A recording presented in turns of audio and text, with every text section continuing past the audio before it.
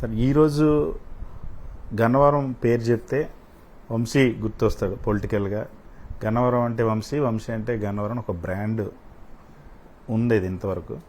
ఇప్పుడు ఆ వంశీ బ్రాండ్ తగ్గిపోయింది, గన్నవరంలో వంశీ ఇమేజ్ పడిపోయింది, గన్నవరంలో వంశీ పని అయిపోయిందని ఒక పెద్ద ప్రచారం జరుగుతుంది. నిజంగానే మీ ఇమేజ్ పడిపోయిందా, పెరిగిందా, ఏంటి? కాబట్టి గన్నవరానికి నేను మొదలు చివర ఏం కాదు. గన్నవరం అంటే వంశీ, వంశీ అంటే గన్నవరం అంటే మ్యాక్సిమం నేను చేయగలిగింది చేశాను. అట్లా గన్నవరం నియోజకవర్గంలో ఈ 10 సంవత్సరాల కాలంలో అయితే ఖచ్చితంగా మీరు బిఫోర్ వంశీ, ఆఫ్టర్ వంశీ అని చూసుకోవచ్చు. సిమెంట్ రోడ్లు కానీ, వంతెనలు కానీ, ఏదైనా సరే నేనేం చేశాను, నేనేం పని చేశాను, ఎక్కడ ఏ రాయి చూస్తే నా పేరు ఉందనేది తెలుసు. కాబట్టి ఎవరైనా పనిలో పోటీ రావచ్చు కానీ నన్ను వాళ్ళు ఎవరు ఇదేం చేయలేరు. మీ అపోనెంట్ యార్లగడ్డ వెంకట్రావు గన్నవరంలో వైఎస్ఆర్ కాంగ్రెస్ పార్టీని ఖాళీ చేస్తాను, గన్నవరం నుండి వంశీని ఓడించి పంపిస్తాను అని చెప్తున్నాడు. మీకంటే అతను చాలా బలమైన క్యాండిడేట్, ఇక్కడ గన్నవరాన్ని అభివృద్ధి చేయడానికి వచ్చారని చెప్తున్నాడు.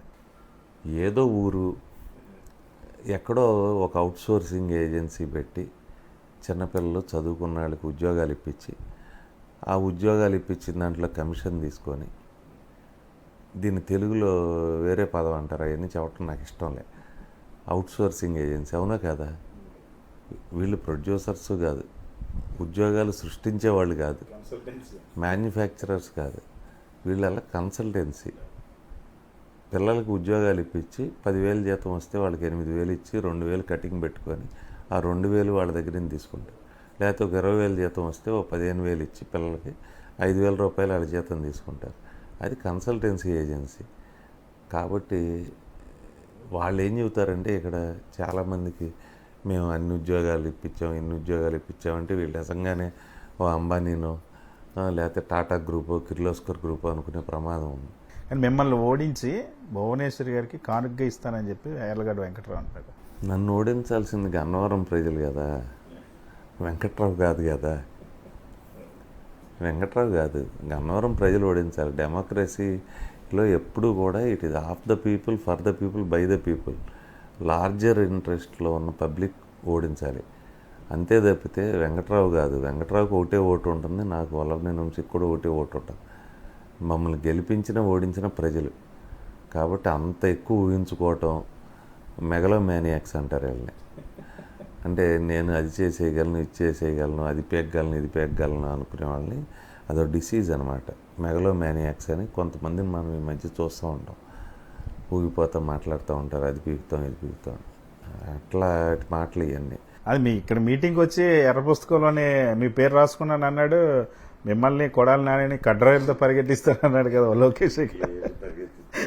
లోకేష్ ఆ డ్రాయర్లు లేనప్పటి నుంచి చూసాం నేను నాని అతన్ని. అతను డ్రాయర్ లేకుండా పరిగెత్తేప్పుడు చిన్నప్పుడు మేము చూసాం, నేను నాని గారు. ఇప్పుడు కొత్తగా చూసేది ఎవరిది? ఏదో అతను ఏంటంటే ఒక అభద్రతా భావంతో ఉండి అందరూ కూడా ఇప్పుడు జనరల్గా ఏమవుతుంది, అతను 3 శాఖలకు మంత్రి చేశాడు. నేను కూడా 3 చేయాలి, మా నాన్నగారు కూడా ముఖ్యమంత్రి కదా అని 3 శాఖలు తీసుకున్నాడు. తీసుకున్న తర్వాత ఈ మంగళగిరి వెళ్ళాడు, అక్కడ ఓడిపోయాడు.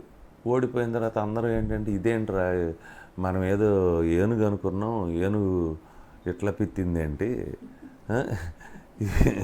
చాలామంది వెయిట్ చేస్తారంట ఏనుగు ఇంత ఆకారం ఉంటుంది, ఇది ఏమవుద్దు అని.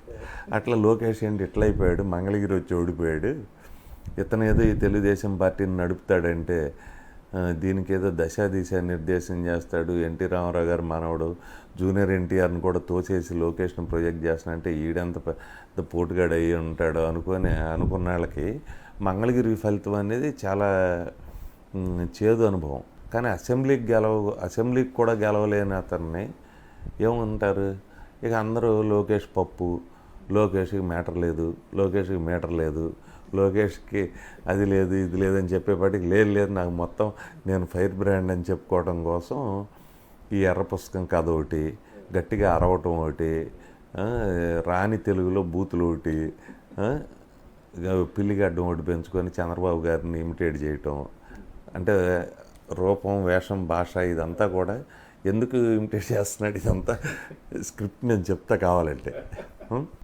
ఇప్పటికీ మీరు పార్టీ మారినప్పటి నుండి మీ మీద కొడాలి నాని గారి మీద కుటుంబ సభ్యుల మీద ఇక ఘోరంగా ఏం చేస్తాడు మేము తిడితే ఏడుస్తాడు, గుక్కబెట్టి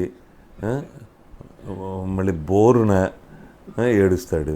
మమ్మల్ని కదపటం ఎందుకు, కెలికి తిట్టించుకోవటం ఎందుకు, ఏడవటం ఎందుకు?